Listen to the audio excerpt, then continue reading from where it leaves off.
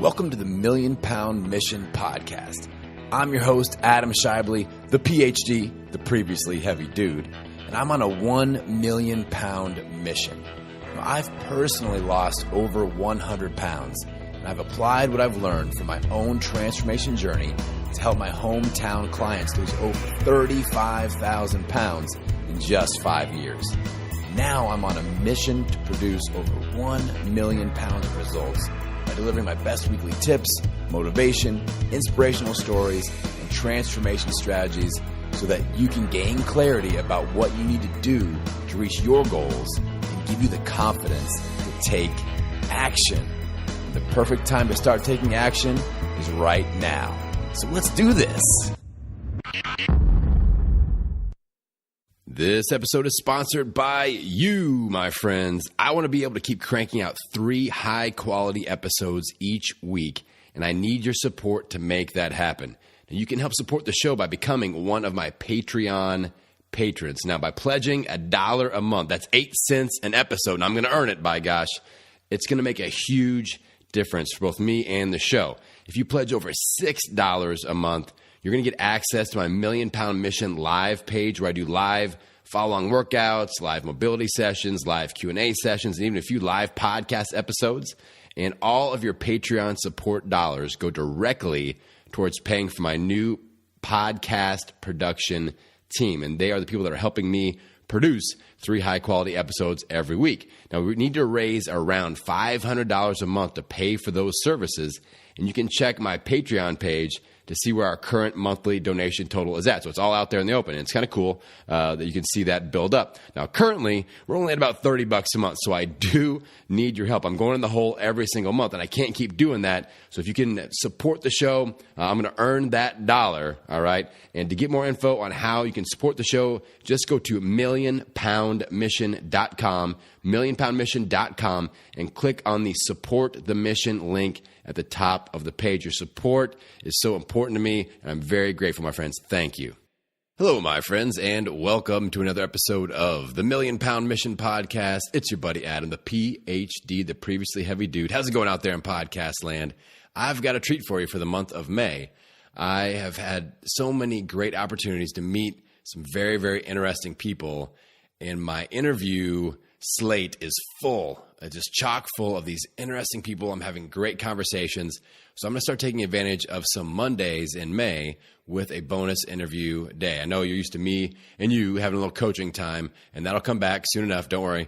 But I don't want these people to have to wait to get their message out there. I feel like you're going to connect with their message, and it starts today. This is episode number 128, Turning Potential into Results with my friend Thom Singer. Now, as you know, I've said it before over and over again. For things to change, we have to change. For things to get better, we have to get better. Now, have you ever felt like you're just stuck, right? I'm sure we all have. Now, maybe you aren't necessarily falling into a downward spiral, but you definitely aren't making progress, and you definitely aren't feeling happy with your situation. You're stuck, right? And my friend Thom Singer has been there too, and he decided to make some massive life shifts when he turned 50 years old so that he could make the next 25 years of his life the best 25 years of his life. So I want you to check out this conversation between Thom and I. We dive into things like why he made the decision to change his life when he turned 50, how to move from a place of potential to a place of results, why he is saying yes to things that are way outside of his comfort zone, what his mental process looks like before he steps outside of his comfort zone, and his top advice for someone that is ready to shift gears and start moving forward again in their life. I know that you're going to love this one, everybody. So let's dive into it. This is episode number 128, Turning Potential into Results with Thom Singer. All right, Thom, welcome to the Million Pound Mission Podcast. How are you doing today, my friend? I'm doing good. Thanks for having me.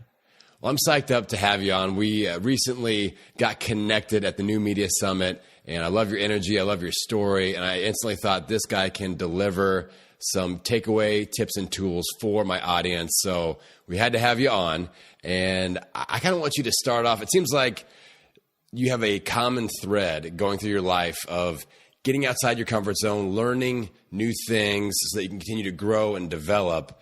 And I wanted you to start off just kind of talking about your own personal journey a little bit. Yeah, well, I wish I could say that had been my theme all through my life. If I have one regret, this probably wasn't my theme when I was younger. This is definitely something I've taken on in the last few years.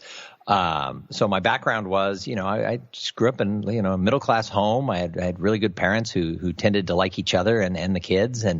But the problem was that I was kind of a lazy kid, and I was sort of, in my youth, I was sort of the fat kid. So I wasn't really good athletically. And like the coach had a nickname for me in junior high when you'd have to run the 440, and that was lard ass. Yeah, I mean, now you'd fire a coach for calling a kid that in 2018. But so I just, but I was quick-witted and I could handle myself. I just never really reached my potential. I just sort of always was sort of a bit of a skater, I guess, when I was younger. I went to sort of a party school and lived up to that. So I wouldn't say that the way you described it was the way I always was, but definitely for the last few years, I sort of took a bent when I turned 50 that I was going to make 50 to 75 the best years of my life. And that's not to say I didn't have a great time before that, but I'm really focused on sort of growing and learning and trying new things. And since I turned 50, I've lost 30 pounds and grown my business and done a lot of stuff. So what initiated that response to making the next 25 years the best of your life? Like what sparked that on for you? It might be sort of that turning 50 mode. There was probably a lot of things that were involved. I sort of discovered that maybe I had been kind of, I don't want to say depressed, but certainly sad and sort of hiding it even from myself. And I decided I just wasn't going to live that way anymore. And what happened with one of the first steps of this was sort of getting healthier. And there were two things that happened. One is I grew up Catholic, so I'm pretty big about giving something up for Lent that is sort of militant that I have to work hard at. And I gave up wheat and sugar for Lent 2 years ago. And in what's Lent, it's not 40 days. With the Sundays, it works out to like 46 days. I lost 12 pounds or something like that without really doing anything different. It was like, that's fascinating that I would lose that much weight in just a month and a half. And around the same time, my daughter, who was a college freshman at the time, came to me, and she lived 1,000 miles away. And she said, I want to do something nobody would expect me to do. I want to run a half marathon. And she wasn't a runner. She didn't like running. She asked me to train with her. And I said, well, I can't do that. I've never run a mile in my life. I mean, the nickname was lard ass as a little kid. And I can't do it. And she said, if you could run 2 miles comfortably, you could train to do a marathon. And she sent me all these articles about interval training. And so I actually started trying to see if I could get to 2 miles. And I ran a quarter mile and then a half mile, and it hurt and I didn't like it. And I triggered my asthma that I hadn't had in a few years. And by the time she got home for summer vacation, I'd had a friend who was a runner coach me on how to run, and I could run 2 miles. And so when she got home, I told her, I said, you know what, I can train with you. I can do this. And she looked at me and said, I don't want to do that anymore. And my wife thought I was going to kill her. And so she did not train for the half marathon, but I did. And in conjunction with eating so much healthier, the 5 months of training, I ended up losing a total of a little more than 30 pounds. And all of a sudden I had more energy. I felt better. And that whole commitment to doing that led me into this whole thing of just say yes to stuff. You don't know what it's going to lead to. Instead of always talking myself out of things or feeling scared or feeling like, well, I'm not worthy of that, I sort of switched that around. And that's the last 2 years have been great. So you brought up a point or an example of something that I know rings true with a lot of my audience, and that is they get kind of roped into these fitness adventures with friends or family members, and they're like, let's do this together. And then what happens when that other person falls off the radar or decides like, actually, I'm not that serious about it? Or I see this all the time with my boot camp program. Groups of friends will join, or husbands and wives, or, father, daughter, whatever. And one of them sticks, one of them doesn't. So what made you decide, it was her idea, and then you started training for it, and then she dropped off. What made you keep going anyway? Well, I think it was the fact that I had seen a little bit of progress, right? I mean, the change in diet combined with the running definitely started to show some results, physically. And while, like I said, I was a fat kid in college, high school and college, my metabolism kicked in, and I was a pretty skinny guy up until I was about, early 30s. And then having kids and, having a more sedentary lifestyle, that's when the next 20 years the weight had come on. I saw it come off so fast because I was doing this that I just made this commitment. And it was about that time I made this pledge that I was going to be committed to just doing things differently the next 25 years. I wasn't going to pussyfoot around. And so what ended up happening was, seeing the results led me to want to keep doing it. And once I was committed and I told everybody, that was the other thing. I travel a lot in my job, and I would be in like Boston, and I would go out for a 2-mile run or a 3-mile run. Well, there's beautiful things in Boston. So I would stop and take pictures, and I'd post them on Facebook. And at first I thought, oh, I'm that kind of jerk, right? I'm the guy, look at the fancy place I'm in. I'm out for a run. But I started hearing from people who were saying things like, oh, you're my inspiration. Or, I'm so, I'm going to start running again because you are. Keep posting those pictures. One of my friends from high school, his brother-in-law, who I barely knew, but we were connected on Facebook, he had been an athlete in high school, and he'd put on a little weight, and he said, you're my inspiration. Keep posting those pictures. And so that also kept me going. Once I put it out there for the whole world to see, I couldn't be like, nope, I'm going to go have a Big Mac instead. Right. So – yeah, I'm glad you chose running over Big Mac. That's always the right choice, everybody out there that's listening, running over Big Mac. Now, so you decided to start saying yes to things and getting outside of your comfort zone. Like I said, that's just a theme that I've seen in your latest adventures that you're undertaking here. So what has that led you to do by just saying yes to more things? So as a kid, I really wanted to be an actor, and I've got a young man who I mentor who is pursuing a little bit of acting, and he had a chance to be in a short movie. And they needed somebody, they were all like 25, 26 years old. They needed somebody to play like the grown-up in the room. And it was like the head of it. The movie took place at the White House, and it was the head of the intern program. So they needed like some 50-year-old guy. And the guy had to give a speech at a banquet. He goes, oh, I know a guy who actually is a speaker for a living. He could do it. And he's like, do you want to be in this movie? And my answer was, yes. At first I was like, oh, I can't be in a short movie. I'm not really an actor. I can't do that. And so I'm in this, 15-minute or 10-minute short movie called, The Agenda. And, am I going to win an Academy Award? Absolutely not. But was it fun? I got to be on the set that they put together, and it was it was an independent little short movie, but it was a lot of fun. And I spent like 4 hours on the set, and we had to film my scene 7 or 8 times from different angles. And so that led me to be able to sort of check that little bucket list thing off. I've been in a movie. And then, I got a chance to do a TEDx talk. Someone I think had backed out, and there was about 3 weeks notice. And since I'm a professional speaker, they were like, oh, could you put this together? And I said yes. And so I did that a few months ago. And then I took a shot at doing some stand-up comedy at an open mic night recently. And now I've done 6 times in the past month. And so it's been something I always said, oh, wouldn't that be cool to get up and do a set at an open mic night? But there was no way you could have gotten me to do that even 2 years ago. So how do you bridge that gap going from the person 2 years ago that was like scared to death to do it to now you're still like, obviously, anytime we get outside of our comfort zone, we're going to be nervous about that. But what's pushing you across? Like what's fueling that fire to go like, okay, yeah, I can do it. And how, like, what's that process? Like, let's use stand up for an example. Like I know, the butterflies are probably going and you're getting your juices going a little bit and you step out there and do it. Like, what's that mental process look like for you? Well, so, part of the thing that I have to be totally transparent about is I make my living speaking. And so I've given 700 or 800 professional level speeches in front of audiences. So I don't have any stage fright when it came to doing the stand-up.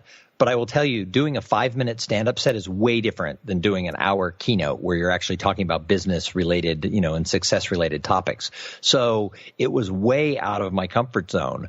But I also knew it was only 5 minutes. I also knew that if nobody laughed, it was an open mic night. No one was paying big money. I'm not headlining a show. And I knew that I wasn't going to make Seinfeld worried about job security if I got up there and did this. So part of it was what was the worst thing that could happen? And I coach and mentor, and one of the things I tell people is let's talk about the worst case scenario. What's the worst thing that happens? And they'll go through and talk about the worst thing, and then we'll dissect that to, well, is that so bad? I mean, if the worst thing that could have happened is I could get up to do stand-up and it was the Wild West and if I wasn't funny, somebody would shoot me, that would have been a whole different set of butterflies. But the fact was, if I got up there and everybody just groaned like, God, what a loser, I wasn't going to see him again. In fact, I did it in New York City. The first time I did stand-up, a friend of mine is a comic, and he brought me to open mic night. So I didn't have to worry about how do you sign up, how do you get picked, when do you go. I just had to go, and he took care of everything. And then when they called my name, I had to get up and do the bit. And so it was easy from that standpoint, even though it was way out of my comfort zone. But I knew that if I bombed, who in New York was going to know who I was? It was a comedy club with like 45 people in it. It really wasn't going to be, the worst case scenario was not a bad case. And the best case scenario, I mean, I knew, I wasn't going to get discovered and go on tour. The best case scenario is the audience would laugh a little bit. And that's what happened. And so, that's what caused me to want to go and try it again and sort of perfect it. I think those are two huge points that you brought up, because it directly applies to a lot of life situations with a weight loss journey, especially. Like, what's the worst thing that could happen? Like if you try a boot camp, or you start, you give up wheat like you did, or you start running, like what's the worst case scenario? What's the worst thing that could happen? Maybe an injury or something like that. But, obviously, things like that pop up, but if we're smart, we can deal with those.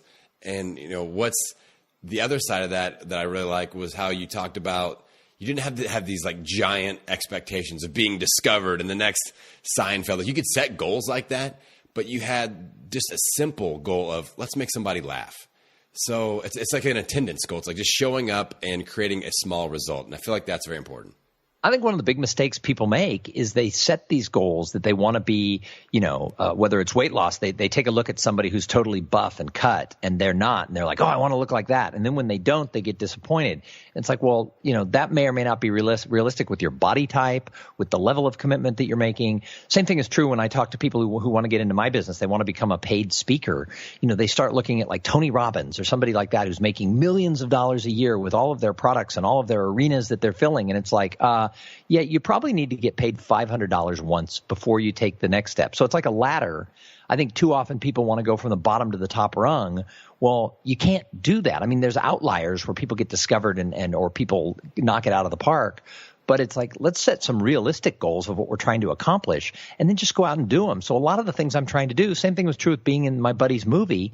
The same thing was true with that, was that, the worst case scenario is they cut me out and they reshot the scene with somebody who could act. Best case scenario was in this short movie, I have like 65 seconds, where I'm on camera. And as it turned out, they used my voiceover more than me because they showed the audience at the banquet, because that was the actors. Those were the main characters.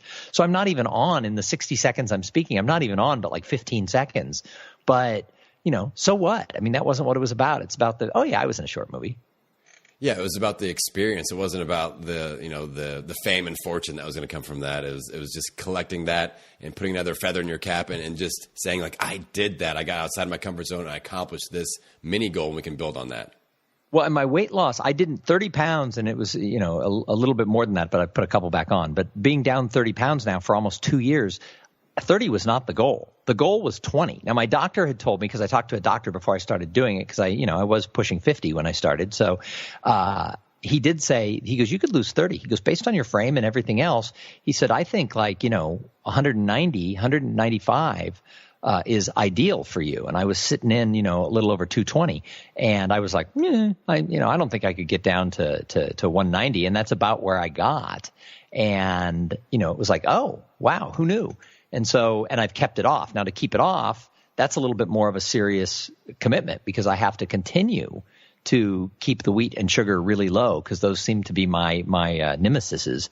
And then I have to keep exercising. And so I have to keep that up. So it's a commitment difference that I'm not used to. I was out, I went in California for a funeral this weekend, and the morning, and of course, there were cakes and there were casseroles that my cousins made and my aunt's recipes. And it was like, well, I got to have a little bit of that. That was like my childhood favorite. So I woke up the next morning and went and ran 3 miles.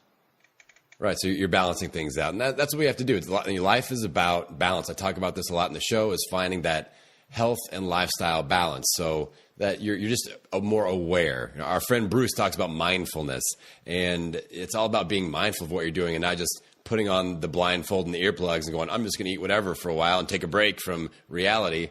And in life, we can't do that. So one of the topics that you talk about is bringing people from the point of potential to actual results and growth. I love that topic because I feel like it's very important. A lot of people, you know, especially I see people, I kind of put this on people a lot of times. Somebody comes in and they're like, you know, they're morbidly obese or something like that. And I'm like, oh, this person I can really help. I can really do it. But we got to bring them from that point of, okay, this is where they start to we're actually seeing some sort of a result happen. So how do you coach people along, or what are a few action steps that somebody could take to start making that journey? Well, I call my program that I teach, I call it the paradox of potential, because we live in a society where we get really hyped up about potential. We're like, oh my gosh, this person has so much potential for whatever it is they're trying to accomplish. And then a year later, they've sort of washed out of it. And so I try to remind people that potential doesn't equal results. Potential really means nothing without actually putting commitment and actions behind it. And there's a lot of things that hold people back. I've interviewed 300 plus people, and I ask them, you know, why aren't you reaching your potential? And my stuff is focused on career, but this totally can go to health and fitness, can totally go to relationships. There's, you know, anything. There's this gap that exists, and it's real, between the potential someone has and the results that they're getting.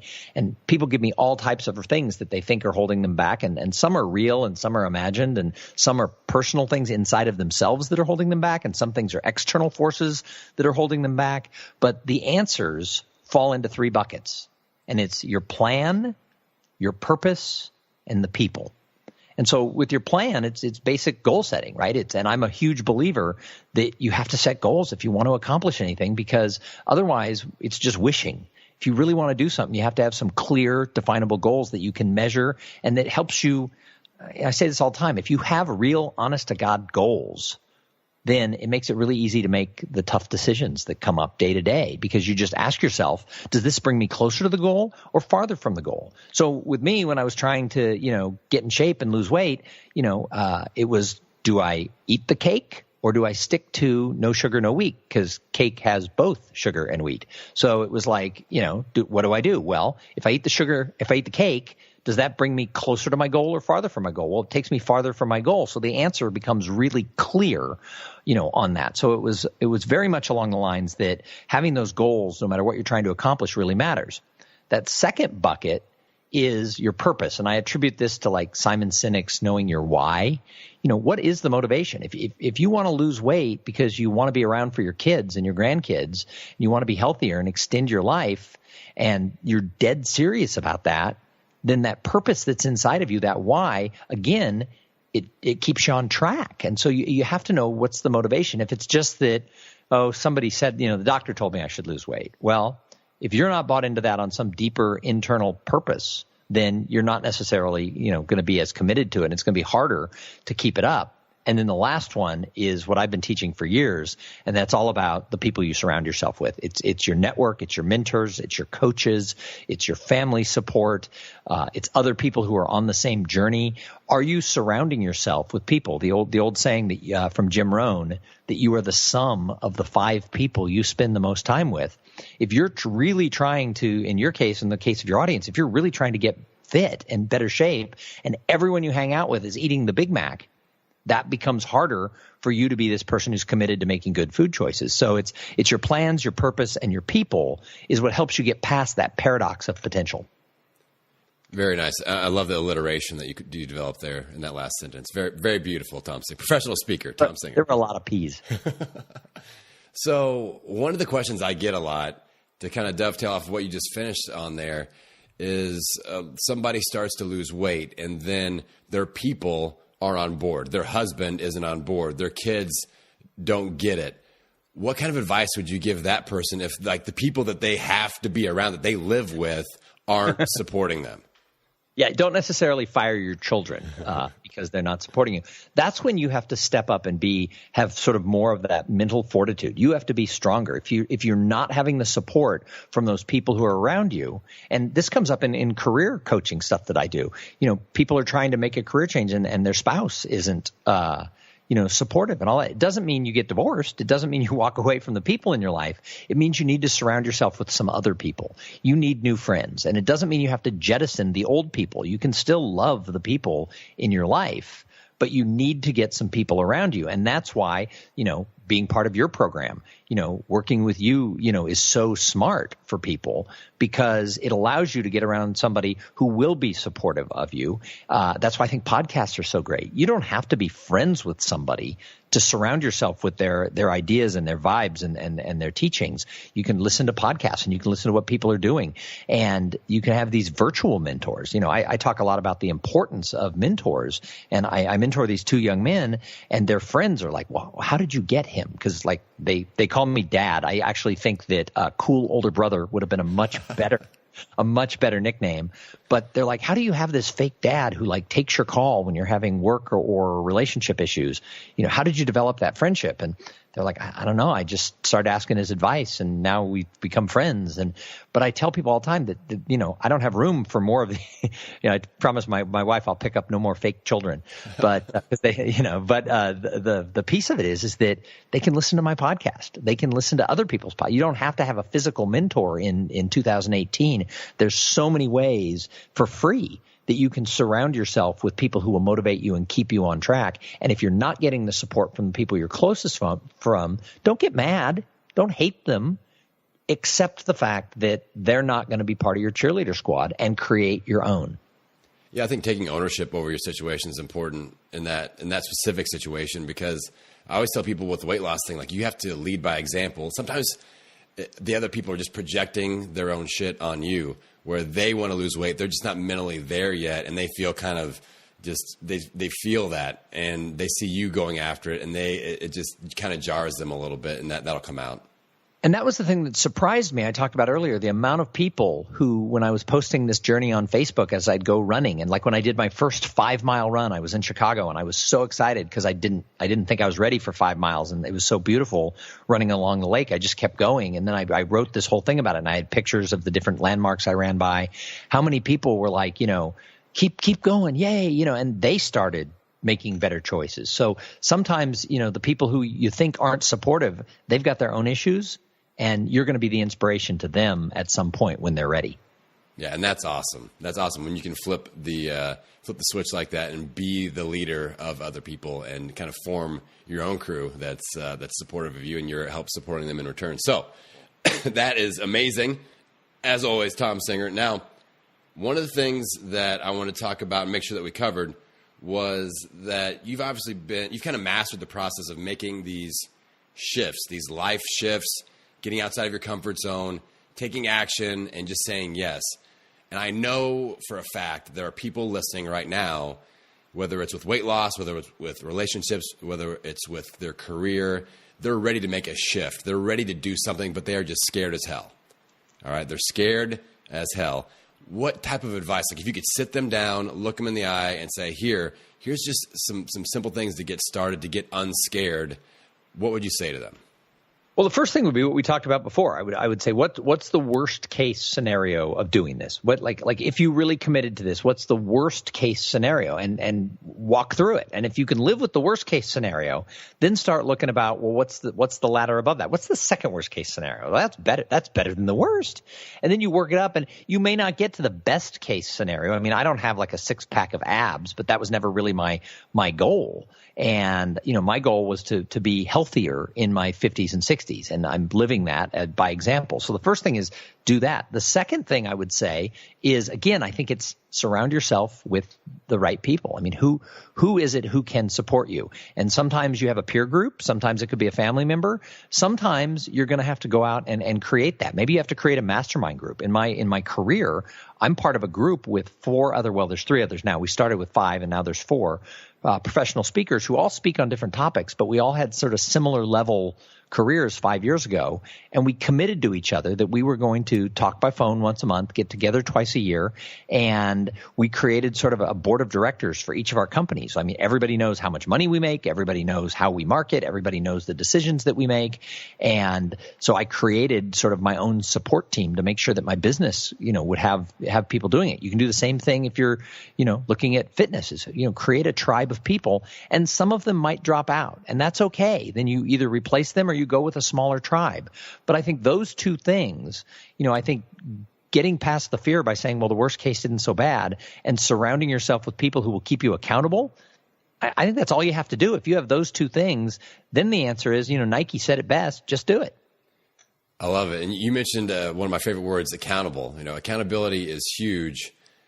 So if somebody gets this tribe around them, you've got your tribe of people that are all public speakers, and there's accountability there. Sometimes people really crumble with that. They turn it into, it can be a positive thing or it can be a negative thing. And sometimes what I see a lot is I form, Facebook groups, and we have accountability chains and things like that. And people have to report food to other people. And all of a sudden this mindset will pop up of, well, I'm not really doing what I should be doing, and I don't want to let down the group, so I'm going to drop out of the group. Like you said, you had somebody drop out, of your mentorship group. So how do you stay on the right side of accountability, or what are your thoughts on that? Well, I think the word mindset is the key here, right? We get to choose our mindset. And, there's people who, actively have to work at it because their natural tendency is to go to a negative, way of looking, the glass is half empty type way of looking at the world.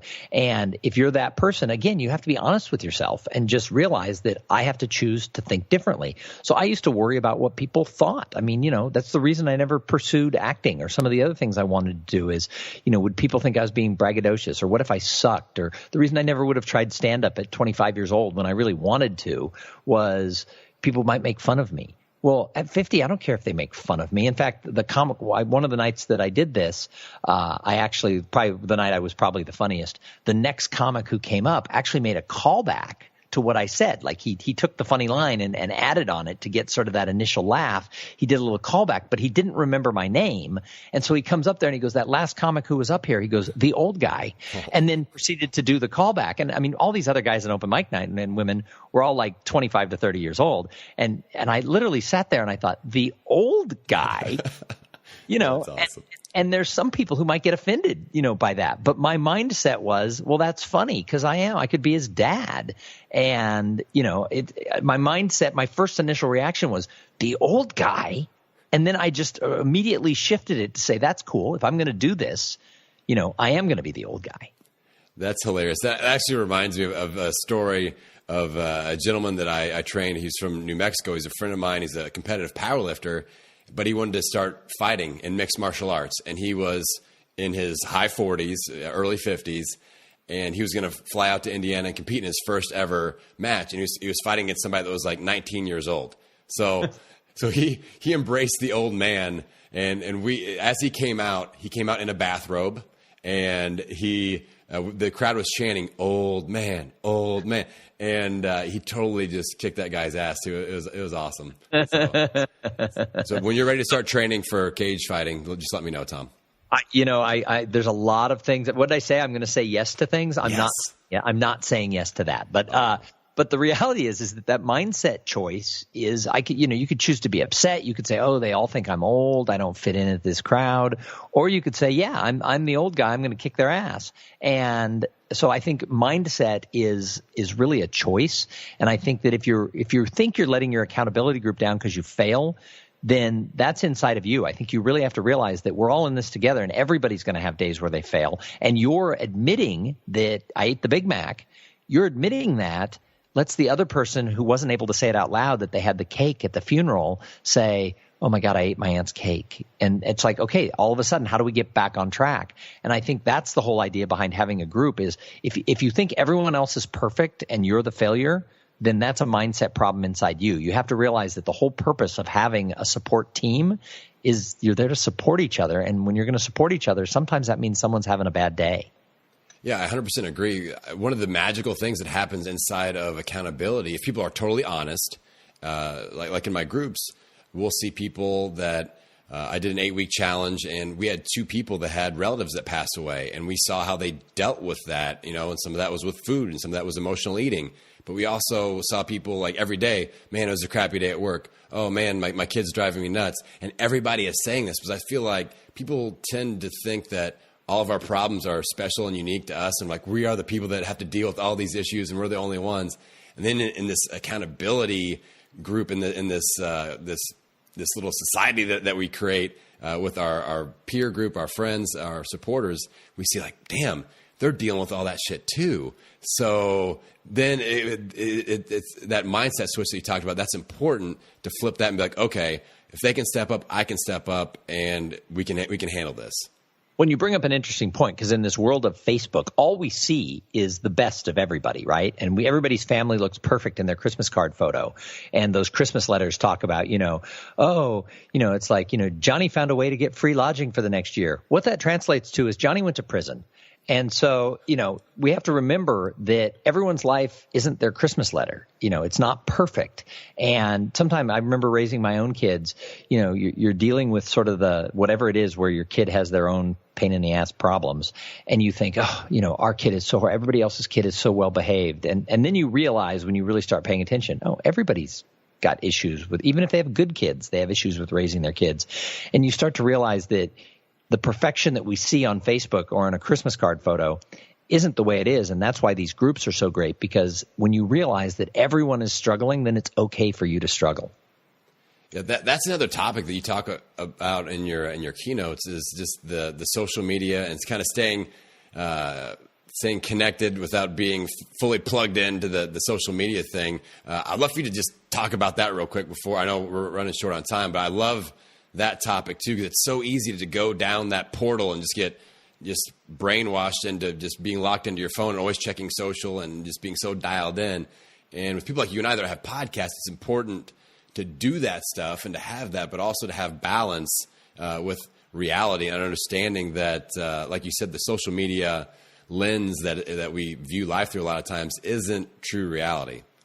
Well, I mean, we could do a whole hour on this, but I think the easiest way to touch on it is that everybody has to remember that a like, a link, a share, or a follow is not really a human relationship. It's not really a friendship because you're connected to somebody on Facebook. I mean, yes, Facebook calls them your friends, and emotionally in our brains we think, oh, Adam's my friend. Well, I was connected to you online before I met you. The reality is we weren't friends. We're now friends. We hung out. We went out to dinner a couple times, and we hung out with a group of people, and we laughed. That's what friendships are. And just because, Facebook calls it a friend, it hasn't really changed. People haven't changed in thousands of years. And if you're not sure about that, go read the Bible. And I'm not talking from a religious standpoint. I don't want your non-believers going, why is he telling me to read the Bible? Go read the stories. And what are you going to find? You're going to find stories about lust and greed. You're going to find stories about marriages that were great, about marriages that didn't work well, about infidelity, about wars, about famine. You're going to read stories about leaders, like political leaders who were beloved and people cheered in the street. You're going to read stories about political leaders who everyone hated and booed and talked about behind their back and thought was horrible. Does that sound familiar at all? Those are the same stories that are happening today. So people haven't changed, except now people get to put this facade out there to the world where they just show, those things, and they do like, links, shares, and follows, and they're getting their self-worth based on how many people like their post on Instagram, and they're saying, well, Adam got more likes than I did. He must have, a better friendships. I don't know that. So I think we have to remember that humans haven't changed that much. The tools we use to communicate have changed. And I think we're at a point where we're letting those tools take over. And I think we have to get back to really realizing that a true relationship, a true friendship, is face to face, or at least Skype to Skype, where there's a little eye contact and some smiles. Exactly. I love it, Thom. I love the way that you approach life. I love the way you think outside of the box. And I know you've dropped a lot of knowledge on the audience here today, and they're going to want to follow you. They're going to want to connect and they're going to want to be your friend on social media. No, I'm just kidding. You should friend Thom. He's got interesting stuff, but you got to meet him in person to be his actual friend. That's his rule, not mine. So I actually have a rule for LinkedIn and Facebook. I don't connect with anyone Twitter's different and Instagram's different, but on Facebook and Twitter, I don't connect. On Facebook and LinkedIn, I don't connect with anybody who I haven't had a cup of coffee, a meal, or a beer with. And I actually call that the coffee, meal, or beer rule. Now, there's some exceptions where if we have a lot of mutual friends or it's another podcaster I'm going to meet at a conference, I'll fast forward that. But for the most part, I like to sit down and actually have that conversation with people before I actually link to them on Facebook, because there's so much crap on Facebook. I don't care that strangers had a burrito for lunch. I don't really care that my friends had a burrito for lunch, but at least I'll look at that. That's interesting. So on that line, how do people get connected with you? Your podcast, Cool Things That Entrepreneurs Do, is an amazing show. You've done like 3 million episodes, and people need to listen to all of them. So how do people get connected to that and follow your stuff so that they can maybe take your next stand-up night too, man? There you go. You can find everything at thomsinger.com. That's THOMSINGER.com. The podcast is called Cool Things Entrepreneurs Do. I would love it if they jump over on iTunes and subscribe, because we interview, I guess it's been about 350 people about their career journeys as entrepreneurs, solopreneurs, business leaders, and even people inside companies who are intrapreneurial, if you will. So it's a really good inspirational show. And then they can follow me on Twitter or on Instagram, just at Thom Singer. Well, my friend Thom, I'm so excited that we got connected. I appreciate you. I know you're busy. You're on the road. You're out there getting your message out there. So I appreciate you taking some time to spend with myself, with my audience. I really, really enjoy connecting with you. I love your spirit. I love your energy. Last thing before I let you go, you just seem like you're full of life. You're full of energy. You've got this amazing spirit. Like, what fuels that? Like, what's the key to that? What's the Thom Singer mojo? Where does that come from for you? I guess I've never thought about this, but what came to mind is I had parents who I never doubted they loved me unconditionally. I could be fat and lazy and they still loved me. And so I think that, it really came from that. I also had very much older parents. I mean, when I was born, my brothers were all almost teenagers, and my dad was 52 years old when I was born, and he had seen, so I'm the same age. I'm about to turn 52. I'm actually the exact same age my dad was when I was born, and my kids are like 16 and 21. And I told my wife, I go, we could have another kid. And she said, no, actually, no, we can't. But I think part of it had to do with it was like being raised by a grandfather. My dad really had this outlook on life that it was all going to work out. And like I said, I wish I had harnessed into this just go with the flow attitude when I was younger. I'd probably be a lot more successful. But I still got, 25 years on this 50 to 75. Someone said, what are you going to do? What about 75 to 100? I'm like, I'll cross that bridge when I get to it. I'm taking it in 25-year chunks. Love it, man. I love it. So everybody out there, Thom just dropped a lot of helpful hints, tips, and knowledge and action steps for us. So, when I interview somebody, we don't always get so many action steps. And I think that that's part of the value of what Thom brings, is that he's got a message, but he delivers like he said, that ladder rung. And what's that next rung we need to get to? So I want you to think about that with the information that he's put out there here with this episode. And as always, I want you to take action within the next 24 hours. What's one action step that you can take to really implement and start making progress? Because that's how we get out there. That's how we own it. Every meal, every workout, every day. I will see you on the next episode. Hey, I've got one quick question before you take off, everybody. Are you ready to donate some weight loss to the Million Pound Mission? I thought so. So I've got a quick 2-step process to make that happen, my friends.